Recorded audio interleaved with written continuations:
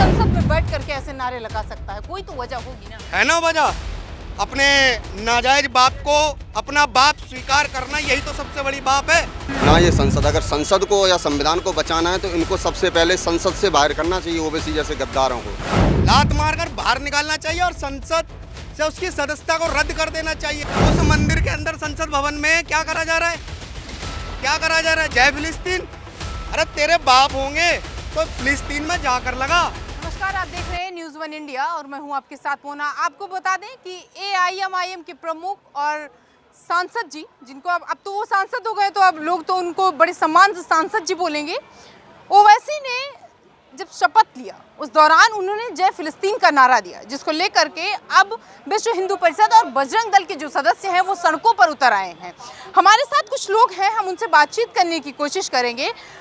अब आज विश्व हिंदू परिषद और तमाम ऐसे लोग जो हैं वो सड़कों पर उतर आए हैं और वजह ये है कि संसद में जय फिलिस्तीन का नारा दिया गया है। क्या कहेंगे आप?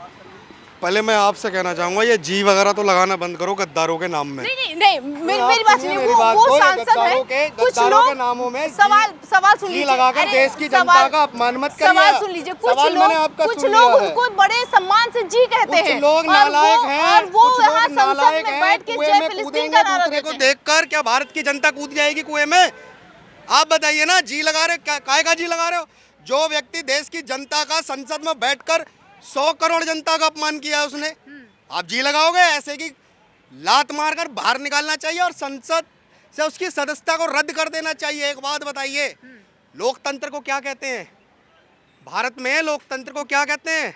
लोकतंत्र का मंदिर कहते हैं ना, जिनके द्वारा सांसदों को चुनकर लोकतंत्र के मंदिर में बिठाया जा रहा है। उस मंदिर के अंदर संसद भवन में क्या करा जा रहा है, क्या करा जा रहा है? जय फिलिस्तीन। अरे तेरे बाप होंगे तो फिलिस्तीन में जाकर लगा, फिलिस्तीन में जाकर हथियार हाथ में उठा, राशन उठा, जो उठाना वो उठा और फिलिस्तीन जा। हमारे भारत में नहीं लगाएगा बिल्कुल भी। अभिव्यक्ति की आज़ादी के नाम पर ये नहीं कि आप संसद भवन के अंदर कुछ भी नारे लगा दोगे। कह रहा है ना कि कहाँ लिखा है कि नहीं लगा सकते, तो कहाँ लिखा है कि फिर पाकिस्तान का भी नहीं लगा सकते? कल को तो पाकिस्तान का भी लगाएगा, लगाएगा ना। आप एक बात बताओ, भारत के अंदर भारत की जनता के साथ छल कपट करने वाले नेताओं के द्वारा संसद भवन के अंदर जिस प्रकार अपमान भारत की जनता का किया जा रहा है, ये घोर निंदनीय है और जनता इसका जवाब देगी। भारत की सरकार इस पे संज्ञान ले। ये जितने भी हैं असवुद्दीन ओवैसी गद्दार, बहुत लोग ऐसे बैठे हुए हैं। बहुत लोग नहीं, ये कुछ ही लोग हैं, चंद लोग हैं। इन्हें तो निकालने में 2 मिनट लगेगा, लेकिन भारत का संविधान और उसका सम्मान भारत के हिंदू कर रहे हैं। इसीलिए ये ऐसे लोग जो संसद में भवन में घुसकर कुछ भी बोलने को तैयार हो जा रहे हैं। भारत के लोगों को बोलना नहीं आता है क्या? आपको क्या लगता है? क्या देश के अंदर आज़ादी के नाम पर बस इतनी आज़ादी है कि तुम्हारी कोई भी भूमिका देश की उन्नति में नहीं है? लेकिन देश में जो देश मानव अहित कर रहा है, हमास का समर्थन कर रहा है, आतंकियों को पाल रहा है, पोस रहा है, उसके समर्थक देश को आप भारत की लोकसभा में जय लगाएंगे? अच्छा, कोई तो वजह होगी। वैसे तो कोई नहीं संसद में बैठ करके ऐसे नारे लगा सकता है, कोई तो वजह होगी ना। है ना वजह, अपने नाजायज बाप को अपना बाप स्वीकार करना, यही तो सबसे बड़ी बाप है। और ये बात जो है ये उन लोगों के लिए है जो लोग अपने नाजायज बाप के पाप के हिस्सेदार बन रहे हैं और उनके किए पाप को स्वीकार कर रहे हैं ना। हिंदुओं, ये तुमको देखना है, ये देश के अंदर चल के आ रहा है। जो लोग देश में नाजायज बातों के लिए बहस और जिद कर रहे हैं, भीड़ तंत्र को दिखा रहे हैं और लोगों को डराने का प्रयास कर रहे हैं, ये गलत है।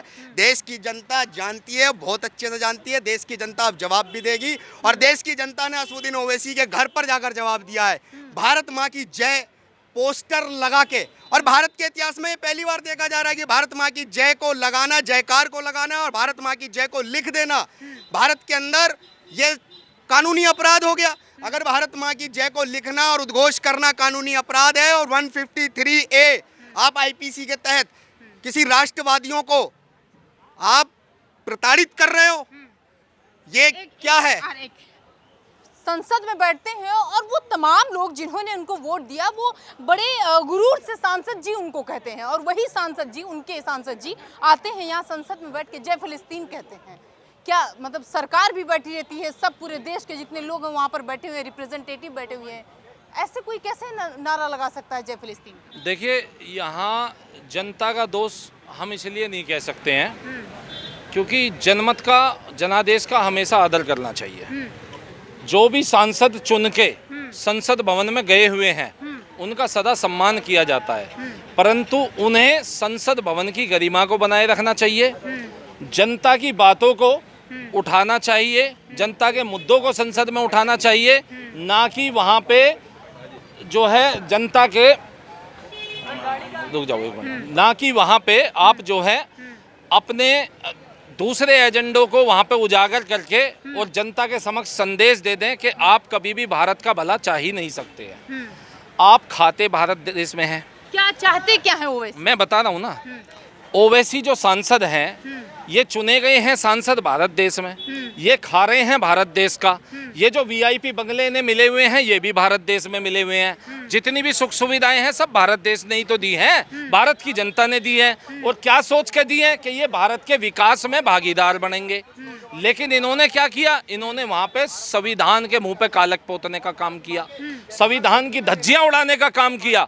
अनुच्छेद 102 में आप जाके पढ़िए और देखिए, आज देश की जनता का एक एक व्यक्ति जान गया है, लेकिन दुर्भाग्य ये है कि जो संसद में 500 से ज्यादा सांसद वहाँ बैठे हुए हैं वो मूक दर्शक बने हुए बैठे हैं। कोई डर नहीं रह गया क्या?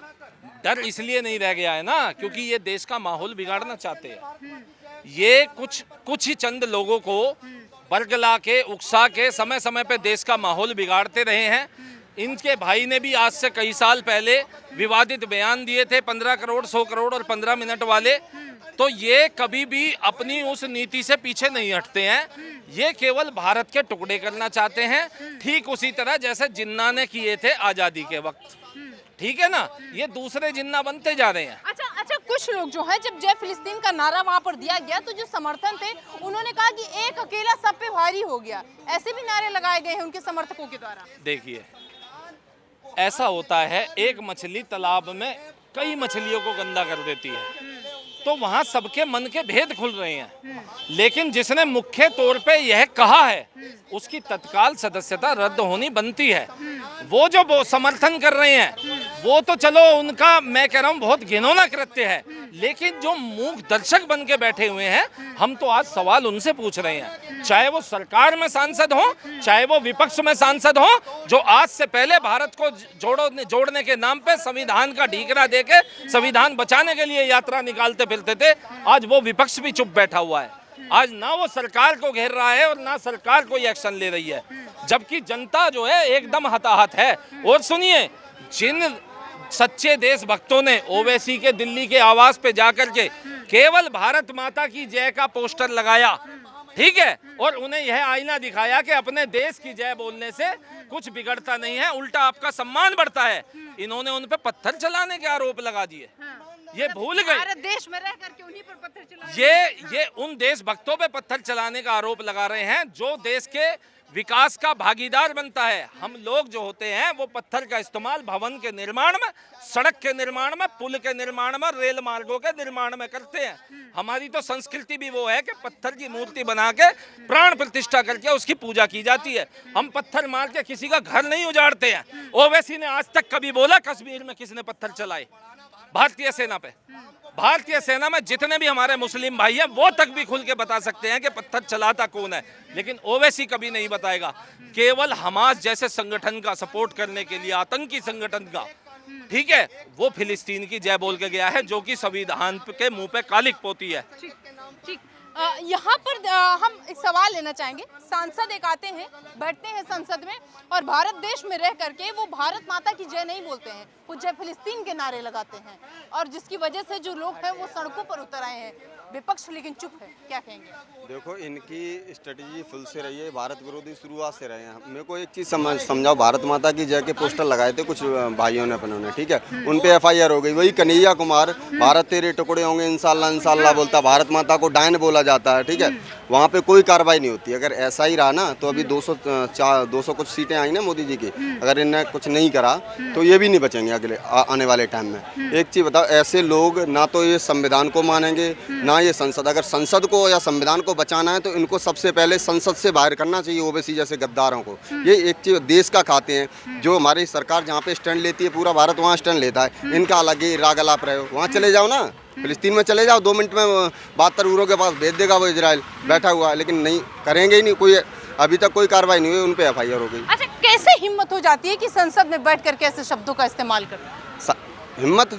हिम्मत हमारी सरकार है ना, हमारे कानून ऐसे हैं कि कानून अगर हम जैसे लोग कुछ गड़बड़ करते हैं तो 2 मिनट में FIR हो जाती है, लेकिन वो उनको अलग तरीके से दामाद की तरह ट्रीट करते हैं बैठा के। सांसद जी जो एक शपथ ग्रहण था, अगर नॉर्मल फिलिस्तीन के बारे में चर्चा करते संसद में तो एक बात समझ आती, लेकिन हम शपथ ले रहे हैं उसमें बोल रहे हैं जय मीम, जय भीम, जय फिलिस्तीन। ये क्या था?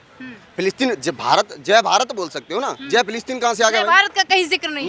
भारत से तो उन्हें दिक्कत ही है।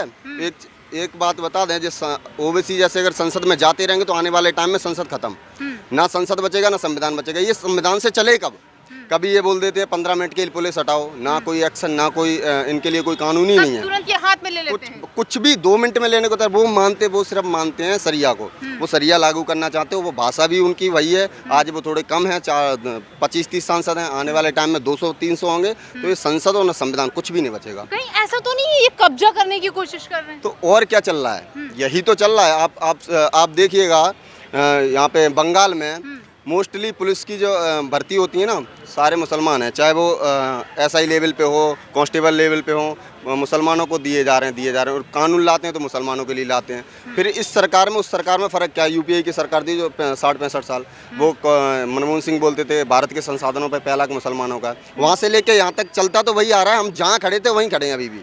फिर भी इनको अगर नहीं समझ आ रहा, कोई बात नहीं, आने वाले चुनाव में ये भी सीटें नहीं बचेंगी। जिस थाली में खा रहे हैं ये पिछले पता नहीं कितने दिनों से छेद करते आ रहे हैं, आगे क्या ये पूरी थाली खत्म ही कर देंगे? एकदम मान के चल रहे हैं। मैं गारंटी दे रहा हूँ, जिस दिन भारत की गद्दी पर कोई मुसलमान प्रधानमंत्री बैठ गया, ना ये थाने बचेंगे, ना कानून बचेगा, ना संविधान बचेगा, ना आप बचेगा, ना मीडिया बचेगी, कुछ नहीं बचेगा। जो अफगानिस्तान है ना, जो इनका सरिया कानून में ये सब आता ही नहीं है। ये टीवी, मोबाइल, ये मीडिया, ये सब कुछ नहीं आता। संसद वंसद ये कुछ नहीं मानते, ठीक है। और कुछ लोग बोल देते हैं कि संविधान खतरे में। संविधान इन जैसों से खतरे में जिनका तुम समर्थन करते हो। राहुल गांधी बोलता है, ममता बोलती है, अखिलेश बोलता है कि संविधान खतरे में। इस पर विपक्ष क्यों चुप है? ये सबसे बड़ा सवाल। तो विपक्ष के ही तो बंदे हैं ये, अलग कहाँ है? विपक्ष भी तो इन्हीं के इशारों पे विपक्ष चलता है, इन्हीं के पद चिन्हों पे विपक्ष चलता है। विपक्ष के भी यही मान सकता है, इनकी भी यही मान सकता है। विपक्ष एक जो है वो संविधान लेकर के उसकी कॉपी लेकर के जाता है वहाँ पर, और वो कह रहा है मैं इसको बचा रहा हूँ, ये पता नहीं कहाँ से सब एक साथ कैसे हो सकता है? वो 1975 में इमरजेंसी लगाई थी, तब संविधान की हत्या नहीं हुई है। तुम राम भक्तों पे गोली चलवाओ, तुम अनर्गल इतने सारे काम करवाओ, तब भारत के संविधान की हत्या नहीं होती। और भारत के संविधान की हत्या अभी भी नहीं हुई। जय फिलिस्तीन बोल दो तुम, जय भारत की जगह पे, तब नहीं हुई। इनको यहाँ मिर्ची नहीं लगेगी। अगर यही कोई हिंदू या कोई बीजेपी वाला कर दे तो ये सारे इकट्ठे होकर नंगा नाच करने लगते हैं। ठीक, तो हम आपको बता दें, जब शपथ ग्रहण होता है, जब शपथ ले रहे थे तो उन्होंने जो है वो नारा लगाया जय फिलिस्तीन का। अब ये गौर करने की बात है कि आप भारत देश में हैं, संसद में बैठे हैं, आप वहाँ पर बैठे हैं जहाँ से पूरा देश चलता है, तो वहाँ पर जय फिलिस्तीन का जो नारा है वो किस तरीके से, कहाँ से ऐसी हिम्मत आती है? और अगर आती भी है तो इस पर जो राजनीति है वो गरमाई हुई है, गरमाई इस बात पे हुई है कि वो पक्ष की अगर हम बात छोड़ दें, वो विपक्ष जो लगातार छोटे से सुई अगर कहीं पर इधर उधर किसी को चुप जाती है तो इतना बड़ा हंगामा कर देता है। आज जब भारत देश में रह करके वहाँ के सांसद जो हैं वो ऐसे नारे लगा रहे हैं तो वो आखिर किस तरीके से चुप है? कैमरा पर्सन रविकांत के साथ मैं मोना पांडे।